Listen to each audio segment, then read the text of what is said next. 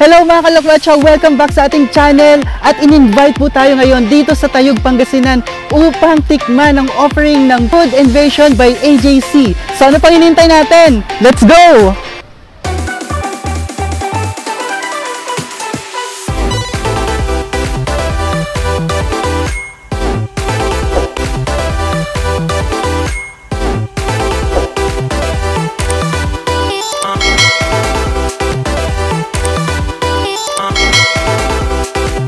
So yun na nga mga kalakwatsa, o diba, sinugod na natin ang Food Invasion by AJC. Sugudera na ang lakwatsera. Charot na mga kalakwatsa. Mga kalakwatsa, kasama ko ngayon ang owner ng Food Invasion by AJC dito po sa Tayug, Pangasinan, si Ma'am April Joy Kayanan. Salamat po sa pag-invite po sa amin sa Louie TV, ma'am. Paano po ba nag-umpisa ang Food Invasion by AJC? Actually po, nag-start lang siya. Meron kami kasing family gathering noon. Nag-prepare ako ng sushi. Tapos, meron kaming bisita na nag-request siya na may party rin sila. Nire-request niya na kung pwedeng mag-prepare ako ng food para sa kanila. Doon siya nag-start actually. Actually, hindi ako nagpapa-order before. Nag-request lang talaga yung matalik na kaibigan ng nanay ko. Tapos doon, nag-start na hanggang meron na ulit by the word of mouth. Meron na ulit nag-order ng nag-order. So yun lang nga mga kalakwatsa, di ba? Nalaman na natin kung paano ba nag-umpisa ang Food Invasion by AJC. Mga kalakwatsa, sa ngayon, wala pa po silang shop pero pwede po kayo magpa-deliver or mag-order po sa kanila. At ito po ang kanilang Facebook page. Mga kalakwatsa and Ma'am April Joy, invite po ninyo ang ating mga Louie TV viewers para po sa ating Food Invasion by AJC. Pwede nyo pong i-follow ang Facebook page namin, Food Invasion by AJC. Pwede po mag-order doon or you can call po our landline number 0755-723-277 or 0920-416-8766. Nag-deliver po kami. You can book your rider through Gacha or Run PH. Ayun mga kalakwatsa, so grabe, I'm so excited ng tikman ang offer ng Food Invasion by AJC dito sa Tayug, Pangasinan. So ano pang hinihintay natin? Let's go!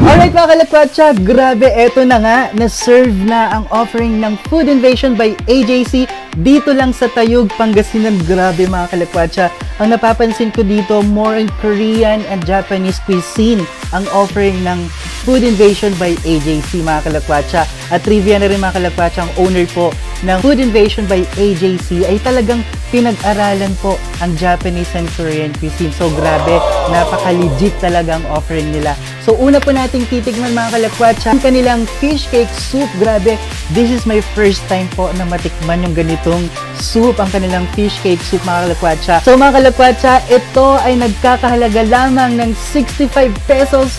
O diba, talagang affordable mga kalakwatsa at napapanahon dahil nako, uso na naman ang tag-ulan mga kalakwatsa at ito na talaga, nababagay ito at napapanahon talaga. So let's go, tikman natin ang kanilang fish cake soup. Ayan, so grabe, mainit-init pa talaga siya mga kalakwatsa. At sakto, umuulan din po ngayon. O diba mga kalakwatsa, hindi natin palalagpasin ang Food Invasion by AJC dahil rain or shine, talagang susugurin natin sila. Okay, wow.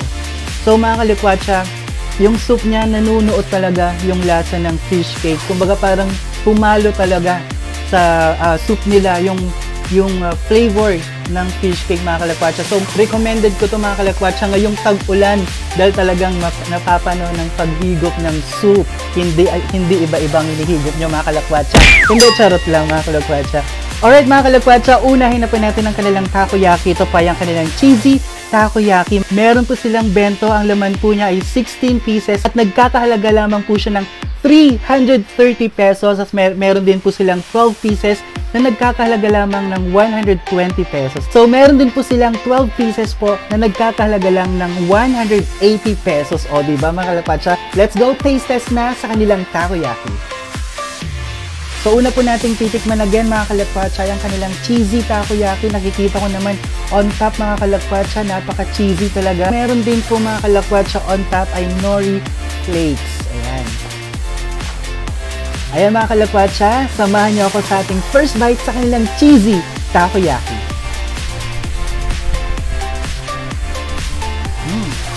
Wow.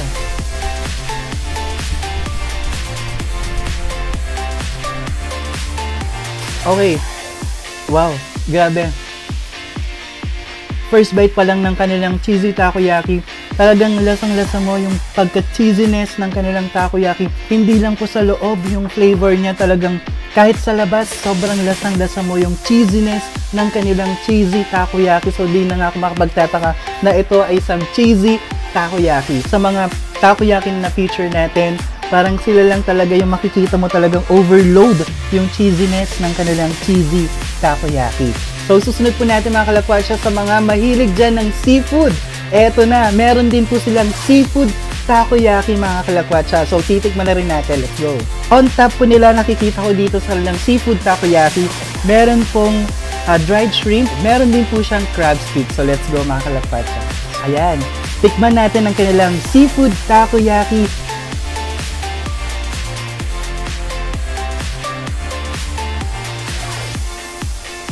Now, I know mga kalakwatsa, so, yun din pala ang tulong ng dried shrimp na to. Talagang nagbibigay ng flavor yung kanilang dried shrimp. At the same time, yung loob po niya, ang natikman ko doon, yun, may natikman akong vegetable pa mga kalakwatsa. At sabi nga ng owner, meron din po siyang squid ball. O, diba? Kompleto talaga kanilang seafood takoyaki. Ang susunod naman natin mga kalakwatsa ay ang mahu. Ano ba ang mahu? Oh, mga kalakwatsa, wag niyong tatakpan ng ilong ninyo ha.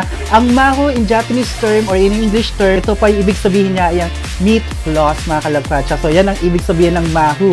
So tikman natin ang kanilang mahu takoyaki or sa English ay meat floss takoyaki.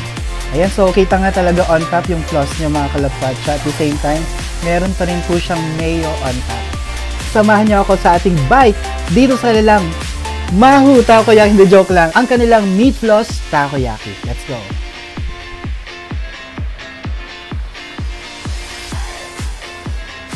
Maliban sa floss flavor, talagang lasang-lasa mo dito sa mahu yung kanilang dried fish. Kasi ito po yung nasa loob ng kanilang mahu. Sarap na to. Lasang-lasa yung dried shrimp na dito. So, mga kalakwatsa, next naman natin ay ang kanilang ham and cheese takoyaki. O, diba? Ito na talaga yung usual talaga na flavor ng takoyaki. Alright, on top po niya mga kalakwatsa, meron pong nakitang ham, meron pa rin pong mayo, tsaka meron pa rin pong nori flakes.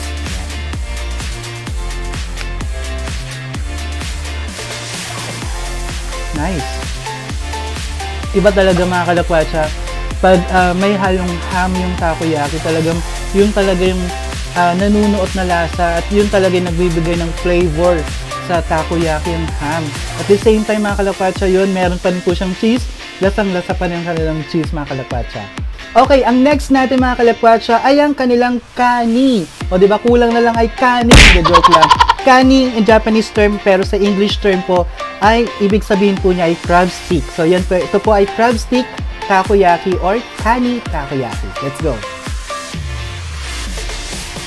So yun nga mga kalakwatsa, obviously on top meron po siyang crab stick at meron pa rin pong mayo at hindi po mawawala ang kanilang trademark, ang nori flakes.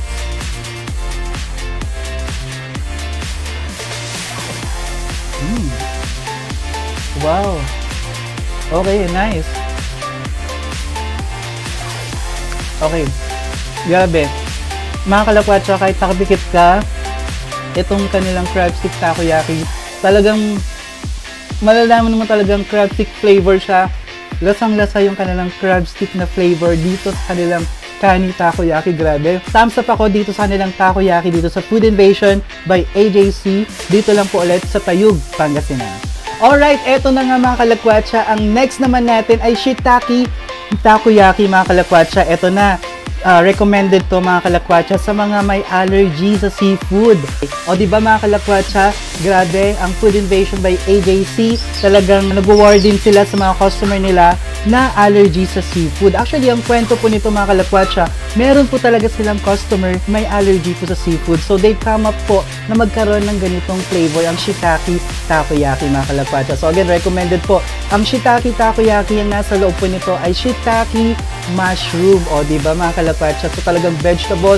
Sa mga health conscious dyan, ito po ang pre-recommend ko po sa inyo.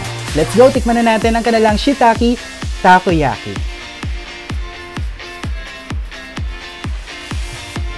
Grabe, legit nga mga kalakwatsa. Merong ng Shiitake mushroom na nandito sa loob ng kanilang Shiitake Takoyaki mga kalakwatsa. So again, highly recommended ko po to sa mga health conscious po dyan, lalong-lalo na sa mahilig po ng vegetable, kasi ito po talaga is purely vegetable, wala po siyang halong seafood. Hindi din po mawawala ang kanilang regular flavor ng takoyaki. Ang regular flavor po ng takoyaki nila, sa loob po, meron po siyang squid. Legit na squid po yan mga kalakwatsa. So dito pa rin yan mga kalakwatsa, mabibili sa Food Invasion by AJC dito sa Tayug, Pangasinan. So mag-switch naman tayo sa kanilang Korean cuisine. Meron din po silang tteokbokki po dito na ino-offer dito pa rin sa Food Invasion by AJC. Yan, so titikman po natin. So nakita ko po dito talaga meron po siyang tteokbokki syempre. At the same time, meron din po siyang halong fish cake. At meron din po siyang di po mawawala sa Korea ng sesame seed. Ayan, so tikman po natin ang kanilang tteokbokki dito pa rin sa Food Invasion by AJC. Ang tteokbokki ay nagkakahalaga lamang ng 180 pesos. O diba, napakamura pa rin talaga mga kalakwatsa. Kung may kasama pa kayo, pwede po siya for sharing. So kasya po ito for couple. O sa mga may jowa dyan, go na, mag-order na kayo ng kanilang tteokbokki mga kalakwatsa. O diba? So let's go, tikman na natin ang kanilang tteokbokki.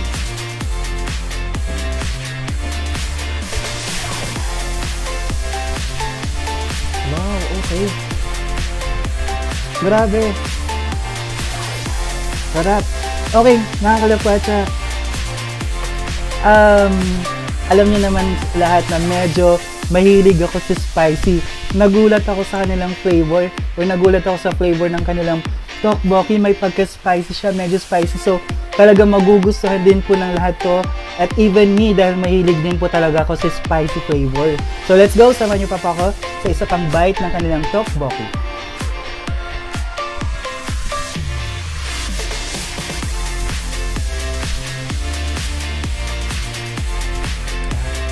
Grabe. Okay mga kalakwatsa, again, yung sauce po ng kanilang tteokbokki, sila pa rin po ang gumawa mga kalakwatsa. So grabe, hindi ko rin nakakalain talaga na talagang homemade yung sauce niya. So hindi po talaga ready-made or nabibili sa labas. Talagang homemade ang sauce ng Food Invasion by AJC. Yun din ang kaganda mga kalakwatsa. Dahil kung homemade po kasi, talagang meron po silang sariling flavor. Yun po talagang trademark din ng Food Invasion by AJC. Dahil lahat po ng sauce nila is homemade mga kalakwatsa. O diba? Okay mga kalakwatsa, ang next po natin ang kanilang maki. O diba? Nag-switch back po tayo ngayon dito sa Japanese cuisine.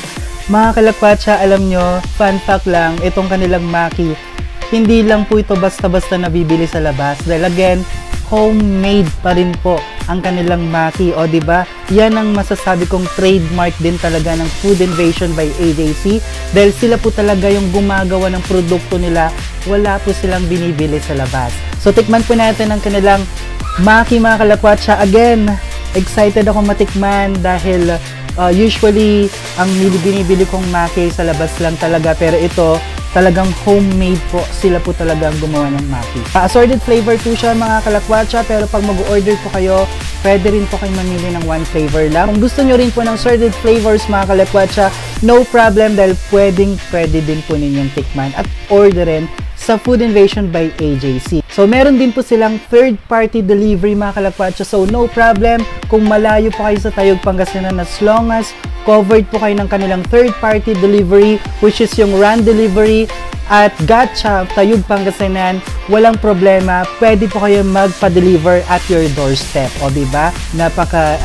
Dali lang mag-order dito sa Food Invasion by AJC. So, kung hindi po kayo familiar sa third-party delivery service na nabanggit ko, pwede pa rin po ninyong i-message ang Food Invasion by AJC at i-recommend po nila kung ano man po yung available na delivery service po. So, let's go mga kalakwatsa. Tikman na natin ang kanilang assorted maki. Ayan. Hindi ko na isa-isayin mga kalakwatsa dahil grabe, napakadaming flavor talaga. At excited na rin ako matikman talaga ang kanilang homemade. Again, homemade mga kalakwatsa na maki. Let's go! O diba? Ito mga kalakwatsa, gusto ko lang i-highlight ang kanilang best seller mga kalakwatsa.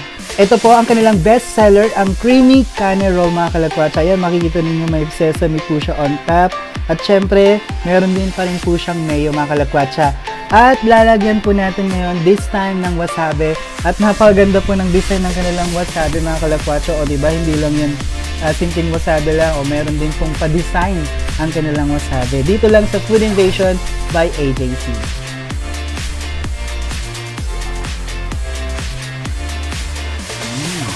Okay, mga kalakwatsa, so natikman na natin ang kanilang maki dito pa rin sa Food Invasion by AJC. Fun fact lang mga kalakwatsa, ang nalasahan ko sa kanilang maki, meron pong kakaiba eh. So ano po ba yung kakaibang nalasahan ko? Unlike sa normal po sa labas po na binibili natin, talagang medyo konti lang po yung lasa ng rice ng kanilang maki. Ang malalasahan mo doon ay talaga yung flavor. Pero dito po sa Food Invasion by AJC, sa kanilang homemade maki, mga kalakwatsa, maliban po sa flavor, nalalasahan din po natin yung manamis-namis na lasa ng kanilang rice.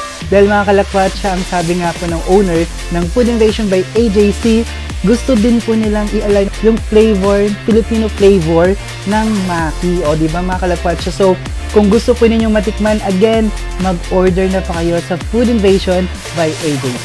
Ang susunod po natin ay ang naigiri po nila mga kalakwatsa. Fun fact lang, sabi po natin naigiri, kung ito po ay nasa rice at meron po siyang on top na toppings at syempre meron po siyang nakapalibot po na nori sheet. Pero pag natanggal na po siya, magkahiwalay na po sila, ang tawag na po doon ay sashimi. O, diba? Trivia mga kalakwatsa. So, let's go. Tikman na natin ang kanilang naigiri dito pa rin sa Food Invasion by AJC, Tayug, Pangasinan. Ayan, o diba mga kalakwatsa, meron pa rin pa-design ng kanilang wasabi. So, lagyan din po natin siya para medyo may konting anghang-anghang.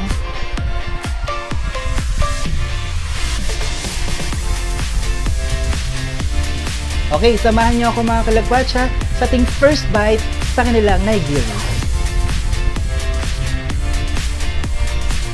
Wow, okay.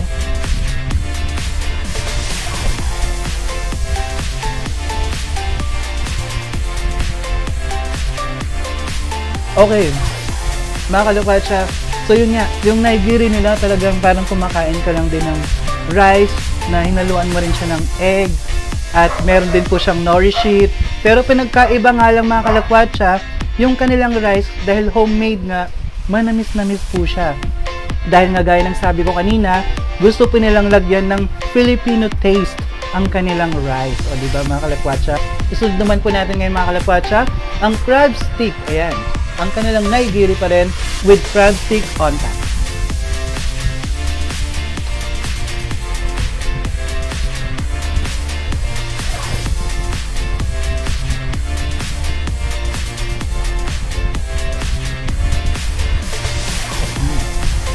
Okay. Talagang yung rice flavor niya mga kalakwatsa, napaka-consistent.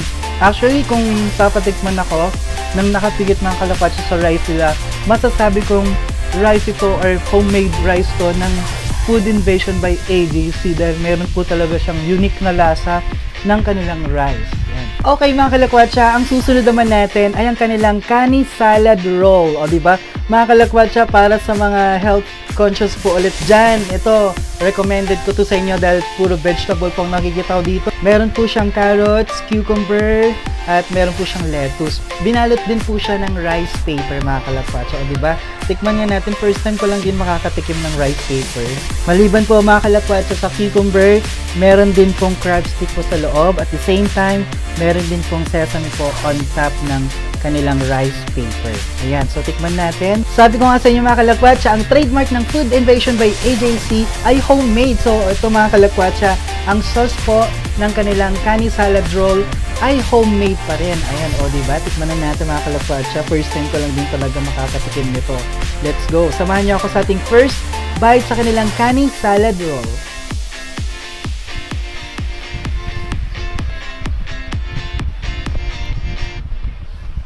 OMG. Okay. Grabe. Actually, mga kalapatsa, for me parang so far, grabe ang sarap ng sauce ng kanilang homemade sauce. Nababagay po talaga sa vegetable. At ang sarap. Wow.